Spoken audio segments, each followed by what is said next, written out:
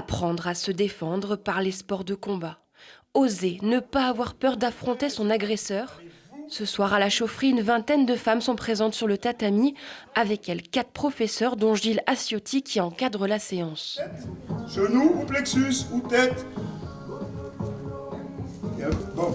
Si ces cours ont vu le jour, c'est grâce au projet de Karima et ses 2 autres camarades du lycée Arcouge. Passionnée de sport de combat, la jeune lycéenne a à cœur de faire découvrir ces disciplines aux femmes. Et vraiment, ça serait pour encourager les femmes à continuer là-dedans. Je voudrais les encourager à aller dans des sports de combat, même autres, enfin, les motiver à faire du sport, à faire autre chose aussi. Un projet rendu possible grâce au soutien du Secours populaire. Elle n'a pas lâché prise. Elle était tellement dans son projet pour que les femmes soient protégées qu'elle nous a harcelés. Elle a même pleuré un jour. Les femmes découvrent des techniques, des gestes de protection ou encore des mouvements pour bloquer son adversaire.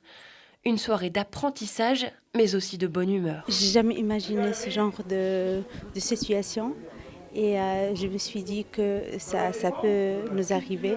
Donc une fois j'ai testé, c'était vraiment un petit peu drôle au début, mais d'un côté c'était comme si j'ai réalisé un défi.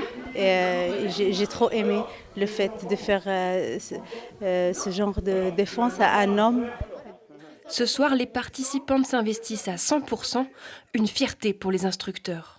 Certaines ont bien percuté et qu'il y a des petits trucs qui vont rester et que quand elles vont se déplacer ou dans la rue ou dans un bus, dans des lieux un peu critiques, elles auront, j'espère, ce petit déclic en disant attention, il faut que je fasse attention aux issues de secours, il faut que je fasse attention comme je suis positionné et puis tout ce qui va avec, quoi. Une semaine de stage plus qu'enrichissante pour les participantes et Karima, pleine d'étoiles dans les yeux, a réussi à convaincre que les sports de combat ne sont pas réservés qu'aux hommes.